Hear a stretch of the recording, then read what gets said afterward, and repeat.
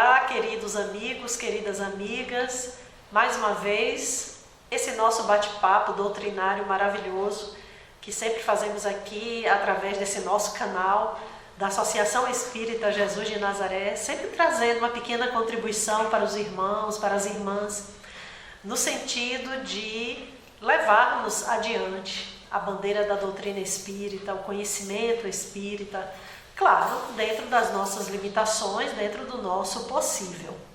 E para hoje nós escolhemos a lição Deixai vir a mim as criancinhas.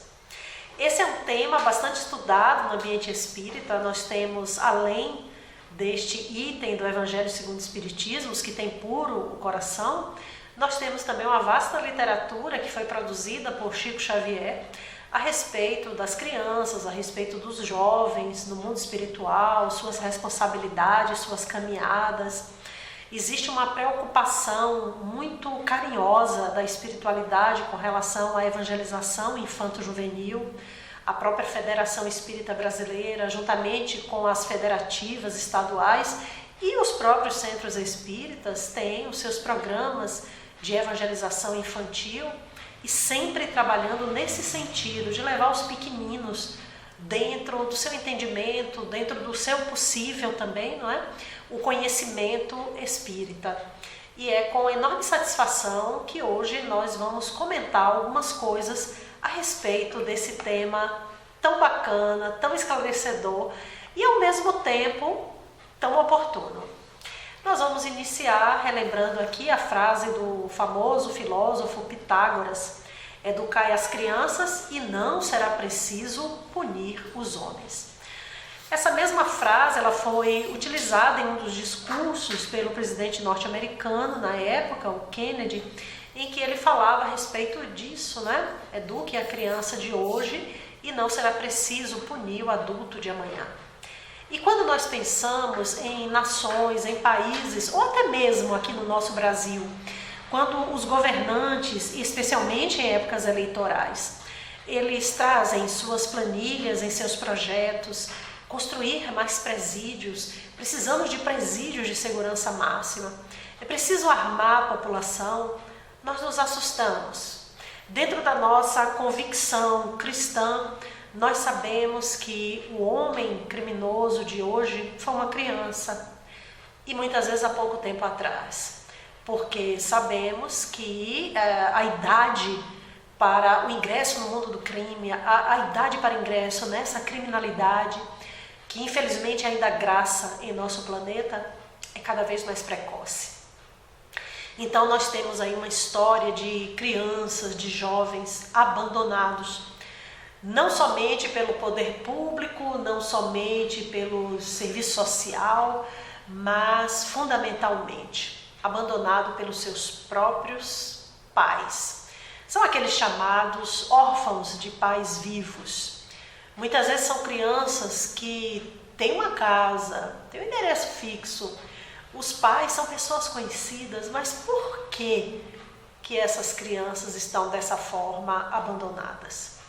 Então, são reflexões que nós precisamos fazer enquanto adultos, obviamente, responsáveis pela continuidade da nossa civilização, mas nós temos que ter um olhar espírita para isso, um olhar de espiritualidade. Não podemos apenas julgar aquela criança, aquele jovem, colocá-lo no banco dos réus, merece prisão perpétua. É um bandido, é um criminoso, uma criança de 8 anos com a arma, tem que estar na cadeia, tem que ir para o reformatório. Então, o nosso questionamento sobre isso é: essas crianças tiveram a mesma educação, a mesma amorosidade, a mesma receptividade dos seus pais, diante de crianças que são ajustadas, felizes? Então é preciso que a gente reflita sobre isso antes de emitirmos esses julgamentos perversos e unilaterais. Então, irmãos, nós estamos com isso, compactuando com o crime nem com a perversidade. Misericórdia, jamais. Mas estamos dizendo que, antes de tudo, aquela criança abandonada, ela tem uma história por trás. Uma história triste, de falta de amor. Uma história triste de negligência dos pais. Uma história muito triste de falência nossa enquanto sociedade. Então vamos ver o que o Cristo nos acalenta e nos ensina a respeito disso. Então, o Evangelho segundo o Espiritismo, capítulo 8, bem-aventurados os que têm puro coração, deixai vir a mim as criancinhas. Observemos aqui o cuidado do Espírito da Verdade, que através do codificador Allan Kardec, já coloca nos capítulos iniciais do Evangelho, já no capítulo 8, o Evangelho tem 28 capítulos. E lá no capítulo 8 já nos aparece, esse cuidado, os que têm puro coração. E o item, deixai vir a mim as criancinhas. Então, logo de imediato, aparece como um dever nosso. É uma necessidade nossa atendermos a infância, estarmos ocupados com a infância. E na sequência, no Sermão da Montanha, Mateus, capítulo 5, versículo 8, bem-aventurados os que têm puro coração, porque verão a Deus, porquanto verão a Deus. É a anotação de Mateus quando Jesus se referia àqueles que têm puro coração. E com isso nós vamos chegar em Marcos, Marcos não assistiu a essa cena, ele só foi ser discípulo do cristianismo algum tempo depois, Jesus já tinha sido crucificado. Marcos, na verdade, ele foi discípulo de Pedro. Está bem descrito isso lá em Paulo e Estevão, as suas primeiras viagens com o Paulo apóstolo, juntamente com Barnabé. Ele era sobrinho de Barnabé, o João Marcos, filho de Maria Marcos, irmã de José de Chipre, Barnabé. Mas Marcos deve ter ouvido de Simão Pedro essa narrativa. O Simão Pedro fazia parte daquele círculo de apóstolos mais próximos de Jesus. E é possível que o próprio Pedro tenha participado desse momento em que apresentaram a Jesus, então, algumas crianças, a fim de que ele as tocasse. E como seus discípulos afastassem com palavras ásperas os que lhas apresentavam reticências. E aqui nós vemos, apresentaram então algumas crianças para Jesus. Quem apresentou essas crianças para Jesus? Quem foram essas pessoas? A gente imagina, que deve ter sido os pais, algumas pessoas que estavam ali ligadas ao movimento cristão, ao movimento do Cristo, e leva essas crianças para que Jesus as tocasse, para que Jesus impusesse as mãos, para que Jesus sobre elas derramasse as bênçãos. E a gente imagina, uma turba de crianças, crianças de 6 anos, de 4 anos, de 12 anos, de 10 anos, e correndo e brincando, e vão se aproximando de Jesus, e nisso uma barreira se interpõe entre as crianças e o Cristo. Essa barreira são os próprios discípulos.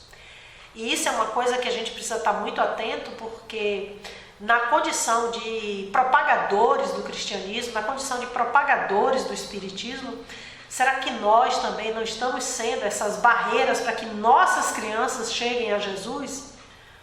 Através do nosso impedimento, não, vocês aqui não podem passar, está muita algazarra, e ainda por cima, os discípulos afastavam as crianças com palavras ásperas. Então, essas palavras ásperas para os dias atuais podem ser traduzidas nos piores adjetivos possíveis. Peço licença aqui aos irmãos, a título só da gente elucidar um pouco, aquela coisa do sai daí, pivete. Ô seu moleque, o que você quer com essa falta de educação? Pera aí, pirralhada, no pior sentido possível. Então, eles afastavam as crianças e ainda por cima diziam palavras ásperas, duras, difíceis.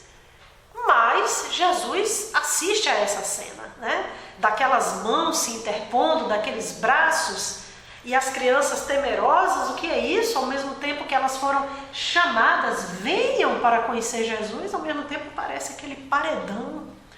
Não, pera aí, pirralhada, que algazarra é essa? Vão para lá. O próprio Cristo se aproxima, porque Jesus está vendo. Então, Jesus vê isso. Jesus vê quando nós fazemos esse tipo de atitude nos dias atuais. Quando nós interrompemos, a criança ela quer chegar perto de Jesus. ela é chamada, venha para vir para perto do Cristo, e os próprios discípulos ou os próprios pais se interpõem. Jesus está vendo isso. E Jesus se zanga. E aqui nós nos lembramos, né, dois momentos assim extraordinários dessa zanga crística. Um momento foi esse aqui que está descrito, né? As crianças se aproximando e os discípulos se interpondo e repelindo as crianças com palavras ásperas. O outro momento é Jesus expulsando os vendilhões do templo. Então são momentos muito graves, muito sérios, em que Jesus usa realmente, né, da sua força, enquanto não uma força de violência, de agressividade para ferir, mas no sentido da defesa de um bem. O bem maior, o templo, não o templo de pedra, mas o templo no sentido do templo interior, do indivíduo se postar naquele lugar como um lugar de recolhimento, um lugar de reconhecimento de uma identidade e ao mesmo tempo a defesa dos inocentes, a defesa dos frágeis, a defesa dos vulneráveis. E Jesus se interpõe e diz para os discípulos: deixai vir a mim as criancinhas. Ou seja, parem com isso, deixem que as crianças venham, que mal elas estão fazendo. Não as impeçais. Não coloquem nenhum tipo de obstáculo, não sejam esse obstáculo. Porquanto o reino dos céus, ou seja, o paraíso, o mundo espiritual mais elevado, a sala do reino, o sistema é para os que se lhes assemelham. O reino dos céus, a sala do reino, o paraíso, o sistema não são para as crianças. Ah, morreu uma criança de 4 meses, morreu uma criança de 6 anos, morreu uma criança de 12, foi direto para o céu, está no sistema. Não, não é isso que Jesus está dizendo. O que Jesus está dizendo é para que nós, enquanto espíritos em evolução, tenhamos a simplicidade, a alegria pura, a honestidade de uma criança, entre outros valores. Então Jesus compara o espírito superior, o espírito puro, o espírito que já está se aproximando dos braços de Deus misericordioso que chama para si os seus filhos. Jesus compara, para chegarmos a esse ponto, é preciso que sejamos semelhantes às crianças. Jesus é muito claro e a anotação de Marcos é perfeita. E aqui nós vemos André Luiz com uma frase também espetacular. Toda criança é um mundo espiritual em construção ou em reconstrução, solicitando material digno a fim de consolidar-se. Então é mais uma oportunidade que é dada para o espírito, uma oportunidade reencarnatória, uma oportunidade de renascimento. O espírito vem na sua infância, ele vem pequenininho, ele passa por todo um processo de esquecimento do passado, de reajuste vibracional com os seus pais. Ele vem, digamos assim, né, com um script do que seria a sua missão, resumidamente. Esse espírito ele vem em busca, né, dessa oportunidade de cumprir aquela missão, que não necessariamente são missões grandiosas, pacificar o mundo, descobrir a cura de uma doença, ou trazer tranquilidade para povos e nações. Não, muitas vezes são missões consideradas pequenas, mas de um impacto extraordinário. Como, por exemplo, ser um bom pai. Um espírito que traz como missão amparar uma outra pessoa, ser uma professora, por exemplo, ser um médico numa unidade remota de saúde lá no meio da selva, no meio da caatinga. Então isso é possível, isso são missões que passam pela visão humana como missões pequenas, ou até mesmo como até uma espécie de um exotismo, né? Fulano de tal tinha tudo para ser um médico famoso, ter o seu consultório na capital e preferiu ir lá para o sertão, foi lá para o meio do semiárido da caatinga para atender aquelas pessoas. Então o o indivíduo é movido por aquela necessidade.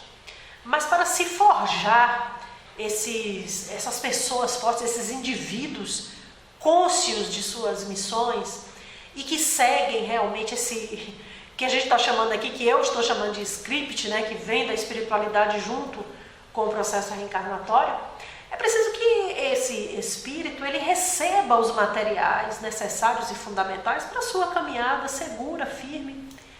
E esses materiais que André Luiz vai chamar, né, a criança é um mundo espiritual em construção, é reconstrução, solicitando esse material digno a fim de consolidar-se. De onde vem isso? Vem da espiritualidade? É dada de presente? É uma graça? Sorte? Não, não é. Isso é fornecido pelos pais. O pai e a mãe. Eles são fundamentais nesse processo de construção ou de reconstrução desse indivíduo. Salvo aqueles casos, né, que são pequenos, de crianças em que os pais morrem, ou de crianças que passam por situação de grande calamidade, né, de países que estão em guerra e que acabam se perdendo dos pais e que são adotados, ou por parentes, ou pelos avós, ou até por outras famílias, até famílias estrangeiras. Essas crianças constituem realmente uma exceção. Então, elas vão trazer consigo a carga energética espiritual de seus pais. Então, esse material para a sua construção, para a sua reconstrução, será fornecido por aqueles que vão se tornar os seus tutores, aqueles que vão se tornar os seus protetores, os responsáveis por aquela vida, né, de alguma forma. Então, o encargo dessa criança é muito forte. Já na tenra idade, perder os pais e receber valores de outras famílias, de outras pessoas, muitas vezes de uma cultura diferente, díspare daquela que a criança estava inserida. Mas são processos, são questões kármicas, a lei de causa e efeito ela age e nós não podemos aqui julgar os desígnios divinos, mas isso acontece, né, por necessidade evolutiva do espírito. Então aqui nós nos deparamos com algo assim extraordinário, que é a questão da necessidade, da importância. Essas são duas figuras que nós extraímos, né, de programas governamentais que existem aqui no nosso Brasil, a respeito da importância dessa educação na infância, desde a instrução escolar, né, até a instrução domiciliar, do lar. Então vejam que mesmo a nação, o Ministério da Educação se preocupa a importância da educação infantil como espaço significativo entre a escuta e a fala. Então é a criança que, pequenininha, ela aprende a escutar, a ouvir. Olha, agora é a hora da prova, a professora vai contar uma história, a criança aprende, agora é hora de ficar calada e ouvir. Né? Da mesma forma, dentro de casa, criança muito esperta, e a mãe ou o pai dizer, agora é a hora de mamãe falar, ouça. Ah, minha mãe, espera aí, silêncio, ouça o que mamãe vai falar com você. E também a fala, agora é a hora de você falar. Se expresse, fale. Ah, mas eu tenho vergonha. Fale, você está num ambiente seguro, no ambiente da sua sala de aula, aqui é a sua pró, seus coleguinhas, ou então dentro de casa, só sua mãe, a pessoa que te ama, o que está acontecendo? A criança poder se expressar, né? Então, gente, a base da educação infantil é o amor. Então, sem essa ambiência amorosa, a criança tem dificuldades para se expressar, ela tem dificuldade para ouvir, ela tem dificuldade para identificar os seus referenciais. Numa base amorosa, e aqui por amor, não vamos entender uma educação permissiva. Não vamos entender essa educação de passar a mão na cabeça, de não dar limites. Isso aí é tóxico, é perverso, inclusive, subverte até os valores. Então, amar é também dizer não. Amar é dar limites, e às vezes duros limites. Amar, muitas vezes, é chegar para uma criança e dizer, agora você vai ficar ali sentadinho para poder você passar uma hora sentado. Ah, mas isso aqui, minha mãe, meu pai, é um castigo e tal. Se você está recebendo isso como castigo, reveja, porque isso aqui é uma disciplina. A criança precisa aprender que ela também precisa ter momentos em que ela precisa parar. Por que nós vemos hoje os adultos com esse processo mental acelerado, essa agonia, esse desespero? As pessoas não conseguem parar. Tem pessoas que chegam aqui na nossa casa espírita para nos dizer: eu não consigo parar de pensar, é o tempo inteiro os pensamentos martelando um atrás do outro, um filme que não passa, eu não consigo dormir, tenho que tomar medicamento. Peraí, calma. Para, senta, respira. A pessoa não consegue. Nós temos aqui a reunião de meditação das 18 horas. Tem pessoas que chegam, o celular tocando, levanta para atender. No meio da meditação, levanta para ir beber água. Ou então não espera a meditação. 30 minutos. 30 minutos. Não espera a meditação finalizar, já quer ir embora. Olha para o relógio. Temos as filas dos passes. A pessoa foi uma das primeiras a tomar o passe. Fica naquela, olha para o relógio, olha para trás. E o passe hoje está demorando. São o quê? São pessoas que não param. Então, a criança dos dias atuais é uma criança que vive num mundo naturalmente mais acelerado. Então é preciso que nós que somos adultos, que temos ciência do que está acontecendo e que estamos vendo os efeitos danosos disso, possamos atuar na infância. Não, agora é o momento de você parar, você vai ficar sentado, vamos fazer uma outra atividade, vamos desenhar, vamos escrever. Isso é fundamental, isso faz parte de um processo de saúde, de centramento. Ensinar a criança a respirar. Ela, quando era bebê, ela respirava. Hoje ela tem 10, 12, 14 anos e ela não respira. Está toda tensa, toda travada. Crianças com 13 anos, dor no pescoço, dor no braço. Então, o que é isso? Então, a falta de uma postura corporal, a falta de uma respiração, um ambiente que vive em sistema de defesa. Então, a criança precisa sentir que ela está num ambiente seguro.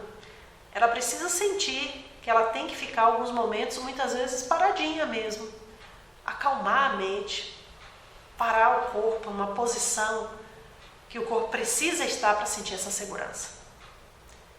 Então, por que isso tudo? Vamos ver a questão de número 383 do Livro dos Espíritos. O Espírito da Verdade intui o codificador e ele pergunta para que o Espírito da Verdade responda: qual é para este, ou seja, qual é para o espírito, para aquele que está reencarnando, a utilidade de passar pelo estado de infância? Para que serve a infância? Eu acabei de falar aqui para vocês, e não é nenhuma novidade, todo mundo sabe muito bem disso, que nós vivemos num mundo conturbado, competitivo, violento, agressivo, num mundo atravessado por coisas assim absurdas. Os noticiários derramam o dia inteiro notícias trágicas sobre nossas cabeças. E nós vemos que exatamente a infância é altamente vulnerável. Casos horríveis de abuso, assédio moral, bullying, pedofilia, coisas bárbaras que acontecem porque a criança é indefeso, o ser indefeso, vulnerável, e os ataques dos adultos que vão chegando. Então, por que Deus, na sua grandiosa sabedoria e misericórdia, já não nos fez adultos e conscientes? Por que nós temos que passar por uma fase de tanta fragilidade como é um recém-nascido? O recém-nascido humano, ele é de uma fragilidade absurda, ele não consegue sobreviver. Agora, vá ver o recém-nascido de uma vaca, o bezerrinho. Ele acabou de nascer, a vaca lambeu ali, cuidou dele, ele já está em pé, cambaleando, ele já está ali mamando na mãe. No dia seguinte ele já está andando como pode ali com a mãe. Com uma semana ele já está correndo junto com os outros bezerrinhos. O bebê humano, para ter essa autonomia numa sociedade como a de hoje, ele tem que chegar pelo menos aí por volta dos 16, 18 anos de idade. Porque existem crianças, por volta dos 12 anos que não têm essa autonomia. E se a gente for considerar crianças que vivem numa situação de alta vulnerabilidade, crianças que não têm uma estrutura doméstica de segurança, crianças que não têm acesso a uma alimentação, que não têm acesso a serviços de saúde, a uma educação, a vulnerabilidade delas é extrema. Então, o seu aparato, os equipamentos que ela podia dispor não estão ao seu alcance. Então, são crianças que não conseguem inserção no mercado de trabalho. São crianças que não conseguem um estágio de primeiro aprendiz, de primeiro emprego, de jovem aprendiz, de jovem cientista júnior. Não consegue. Vai sempre ficando à margem cada vez mais.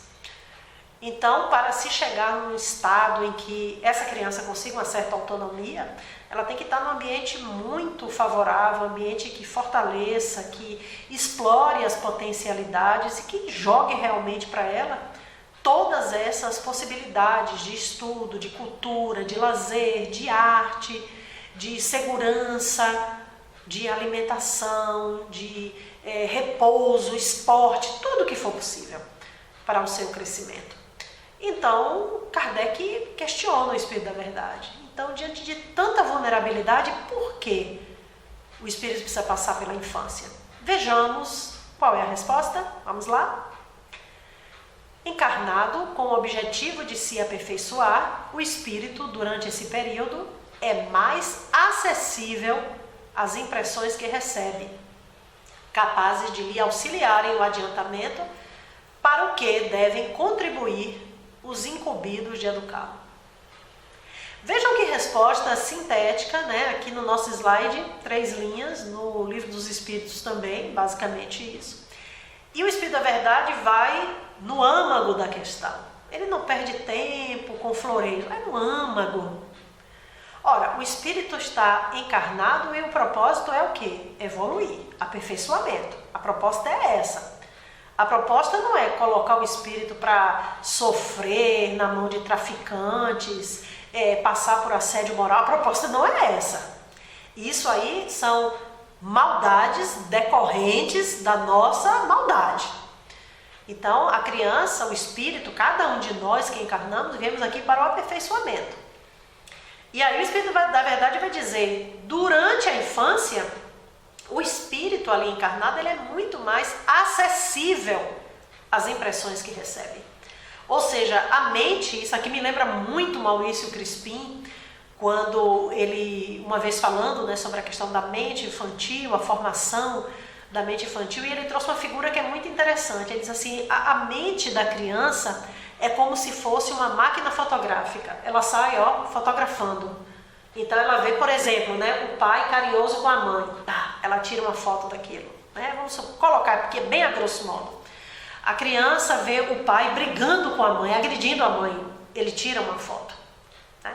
E com isso ele vai construindo, ele vai pegando todas essas imagens, todas essas informações que lhe são passadas ou que chegam ao seu campo afetivo, espiritual, e ele vai interiorizando isso. Então, existem determinadas situações, determinadas fotografias, vamos dizer assim, que são capazes de auxiliar o seu adiantamento.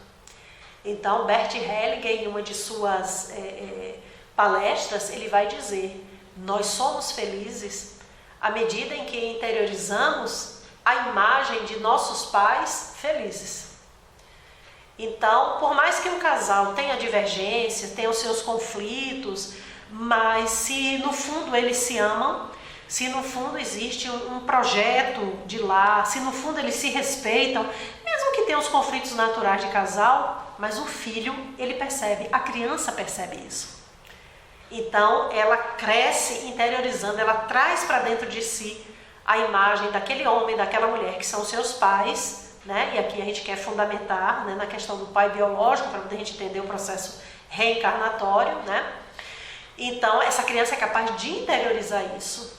Então, qual é a argamassa, qual é o material, qual é o tijolo que ela tem para construir-se ou reconstruir-se? Um pai amoroso, uma mãe afetiva, um pai que respeita a mãe dele, uma mãe que é carinhosa com o pai.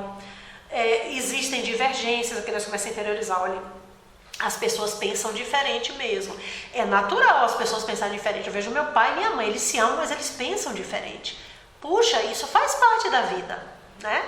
Então, vejam que material fabuloso que essa criança vai tendo para a sua formação. Já no outro caso, a criança que fotografou os pais em conflito, que material ela vai ter?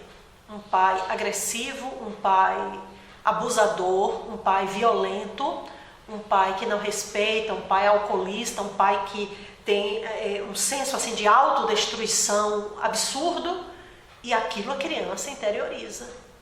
Porque é aquela força paterna que seria a força da vida, a força de seguir para a vida, para aquela criança que não foi sequestrado pelo próprio pai.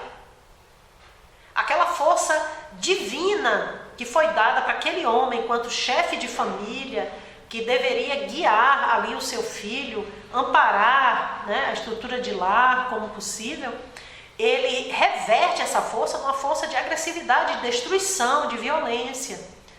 Então, o que essa criança guarda em si?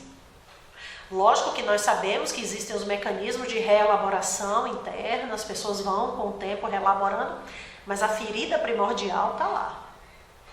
Essa criança vai crescer, né? E muitas vezes lá, enquanto adulto, adolescente, adulto jovem, começam a aparecer alguns sinais, algumas características de uma tristeza, de uma sensação de abandono, enfim, não é? Não sou psicóloga, não trabalho nessa área, especificamente em terapias familiares, assim, profundas, né? Lógico, eu trabalho com constelação familiar, mas trazendo sempre os aspectos espirituais e não propriamente a questão que a ciência da Terra trabalha. Mas a gente sabe, né, que essa criança ela vai trazer dentro de si essa marca. Qual é o modelo de pai que ela tem? Se for uma menina, ela vai procurar futuramente um companheiro com essas características desse pai. Né? São aquelas meninas, né, que muitas vezes falam, né, eu não consigo ter um bom companheiro. Meu pai foi um péssimo marido e o meu marido é a mesma coisa que meu pai. Então, o círculo vicioso. Então, vejam aqui a continuidade que o Espírito da Verdade está dizendo. Esse período de infância, onde a criança está mais acessível, vejam bem o slide, as impressões que recebe, isso tem que ser capaz de auxiliar o adiantamento. Ora, como é que dentro do próprio lar, dentro da própria família, os pais colocam a criança numa situação de abandono, de não ser amada? A criança muitas vezes tem ali o quartinho dela, cheio de brinquedos, ganhou de presente um celular, mas ela olha para os pais, ela vê dois gladiadores brigando, duas pessoas que se odeiam.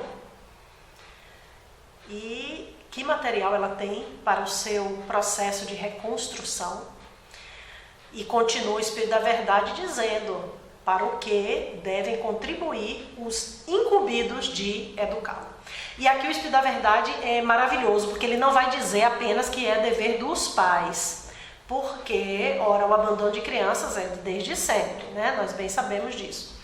Então, o Espírito da Verdade inclui aqui aquelas crianças, né? Aquele percentual pequeno das crianças que são abandonadas, crianças órfãs, refugiados de guerra, e que são adotados ou que vão participar, né, de projetos educativos, coletivos, enfim. Então, mesmo estas pessoas, educadores, assistentes sociais, professores, têm a incumbência de fornecer esse bom material para a formação deste ser, desta criança, deste adolescente, né? Isso é importante a gente ter isso em mente.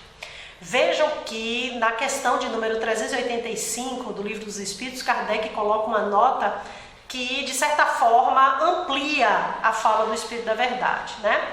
Ele repete algumas coisas e ele vai ampliando. Vamos ler isso aqui com carinho? Vamos lá. A infância ainda tem outra utilidade. Olha para cá. Ora, nós vimos há pouco o Espírito da Verdade dizendo, né? A infância tem a finalidade de fazer com que o indivíduo evolua. É um impulso para a evolução. Ele está com a mente, digamos assim, zero, e ali vão ser colocados materiais para a sua reconstrução, para a sua construção. Então, a infância tem essa finalidade. Kardec chama a atenção dizendo aqui, sim, mas tem outra finalidade. Ora, Kardec, ele foi coautor da codificação. Kardec, educador, pedagogo, casado com uma pedagoga, com uma professora, a professora Amélie Baudet. Ele lidava com crianças, ele lidava com alunos e ele bem sabia, né, as finalidades, as necessidades de uma infância, ainda que fosse em Paris, século XIX, na época, capital do mundo, vamos dizer assim, capital da cultura, né? Mas Kardec também estava de olho no que estava acontecendo no seu tempo. Paris toda não era um paraíso, tinha os seus bolsões de pobreza, tinha as populações marginalizadas, muito difícil o processo, né, digamos, de metropolizar Paris, né, a chegada da Revolução Industrial, enfim, e Kardec estava atento àquilo tudo que estava ali acontecendo. Então, vejam o que o codificador vai dizer. Os espíritos só entram na vida corporal para se aperfeiçoarem, para se melhorarem. Está aqui na Terra, qual é o seu propósito? É sofrer abuso, é ir para a guerra? Não, você não tem esse propósito. O nosso propósito aqui é o quê? Aperfeiçoamento, melhoria, evolução, em uma palavra. Continuemos. A delicadeza da idade infantil os torna brandos, acessíveis aos conselhos da experiência e dos que devem fazê-los progredir. Então, Kardec vai chamar aqui a atenção dizendo, essa fase é delicada mesmo, né? A criança ela tem as suas sutilezas, né?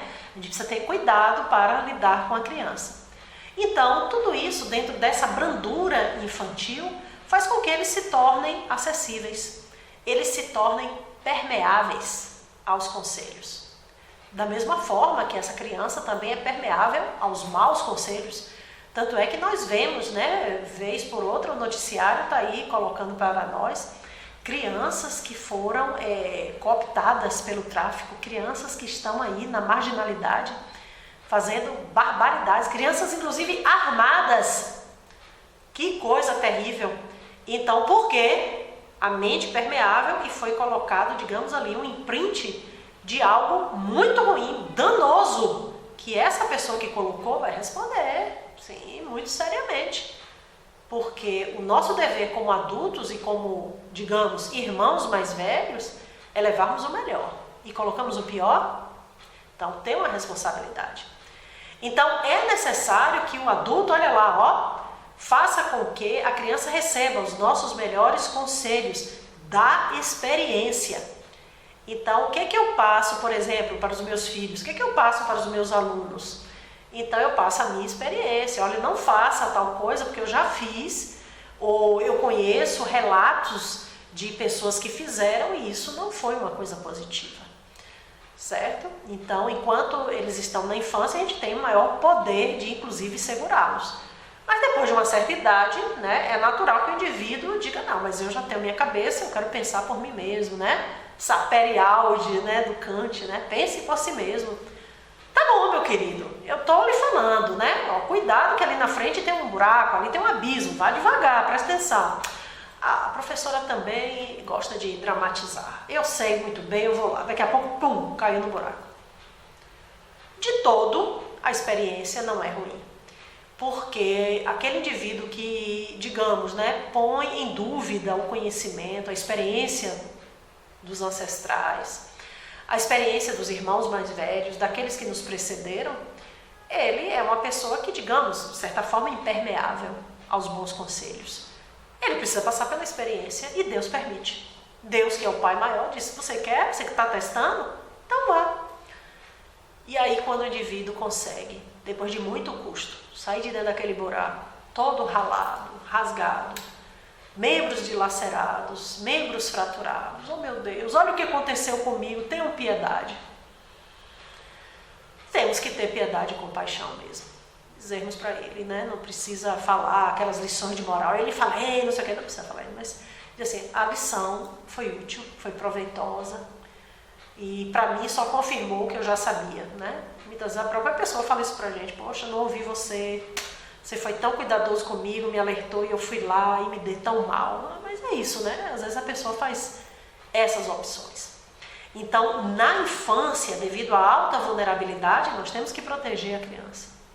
Ah, eu quero brincar com a faca. eu quero botar o dedo na tomada. Isso eu estou falando de coisas drásticas, né? Coisas assim absurdas, mas existem outras coisas, né?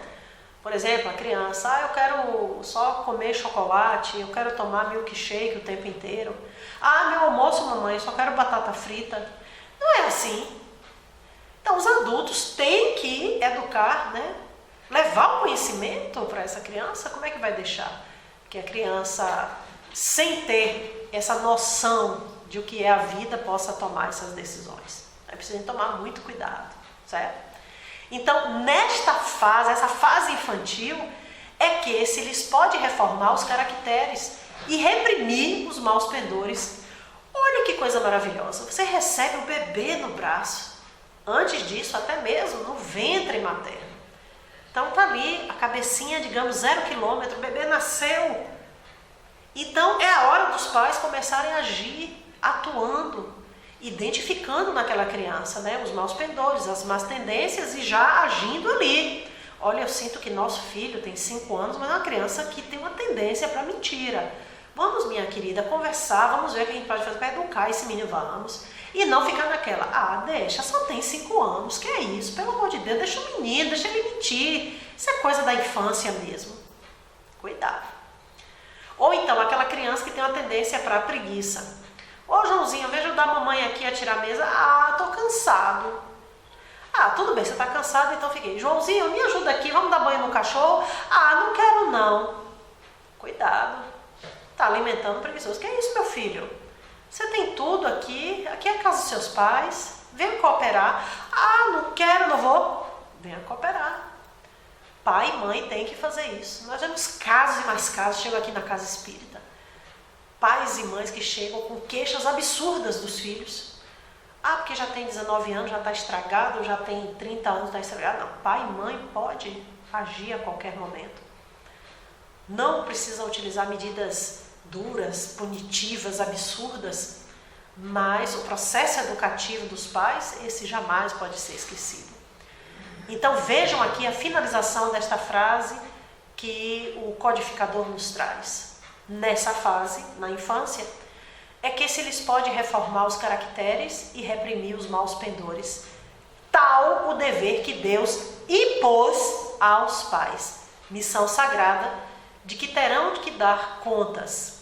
Assim, portanto, a infância não é só útil, necessária, indispensável, mas também é consequência natural das leis que Deus estabeleceu e que regem o universo. Isso, meus irmãos e minhas irmãs, é fantástico, porque a infância faz parte de todo um processo educativo, regenerativo para o espírito. Então não vamos coadunar com esse mundo sem limites, esse mundo que oferta desbragadamente bens materiais para as crianças, que abarrota a vida das crianças de tecnologias, de telas planas, de quartos de brinquedos.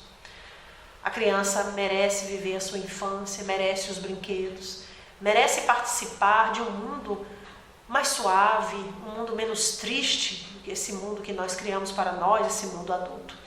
Que elas possam ter realmente essa infância de segurança, permeada, alicerçada nas bases do Evangelho de Jesus. O Evangelho que educa o ser, que traz para o ser raízes e que incorpora definitivamente valores que serão levados para a vida eterna, porque, afinal de contas, a finalidade do processo reencarnatório é o aperfeiçoamento do espírito. Que essas lições aqui trazidas possam reverberar de alguma forma entre nós, possamos ouvir a fala do Espírito da Verdade, que conversa conosco na noite de hoje, tanto a partir do Evangelho como a partir do Livro dos Espíritos. Queridos irmãos e irmãs, que alegria poder caminhar com vocês esses minutinhos aqui de diálogo fraterno. Só me resta agradecê-los pela atenção, por esse cuidado. Que Jesus abençoe a todos e a todas. Sigam em paz. Gratidão imensa.